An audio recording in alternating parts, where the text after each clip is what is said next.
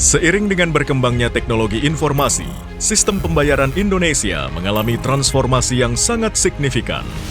Munculnya berbagai inovasi dan solusi pembayaran memerlukan organisasi independen untuk mendukung Bank Indonesia dalam mengatur dan menjaga industri pembayaran.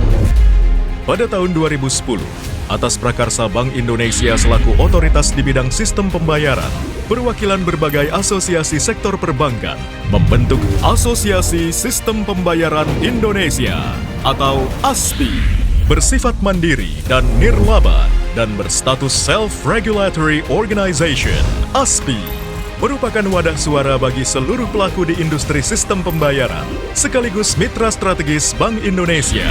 ASPI sebagai SRO dan lembaga standar, bergerak dengan 3 prinsip utama, yaitu Action, terlibat secara proaktif pada penetapan standar dan langkah-langkah untuk mendorong pembayaran digital. Awareness, memberikan informasi untuk mengedukasi pasar Indonesia.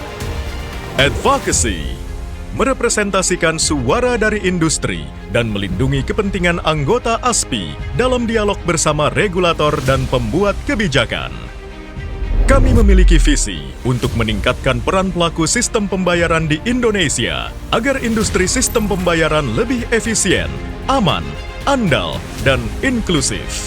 Dengan menyusun berbagai ketentuan mikro dan teknis untuk pembayaran nilai kecil dan besar, mengakomodir kebutuhan perkembangan dan anggotanya.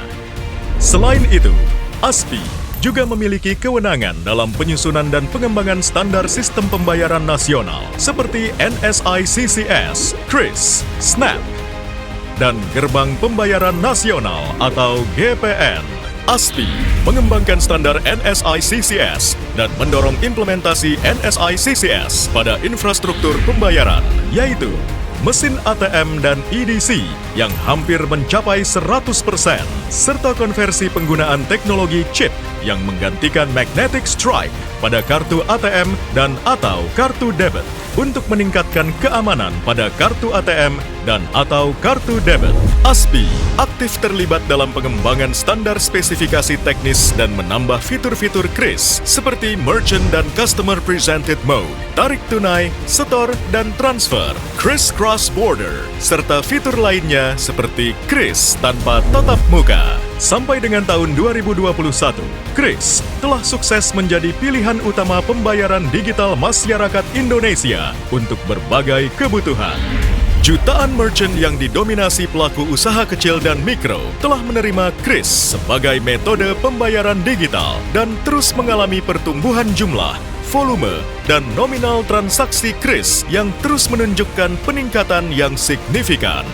Melalui standar pembayaran nasional, ASPI mendukung terciptanya ekosistem industri sistem pembayaran yang terintegrasi, interkoneksi, interoperabilitas untuk mengakomodir berbagai perubahan dan dinamika, sekaligus menjadi akselerator transformasi digital dalam sistem pembayaran.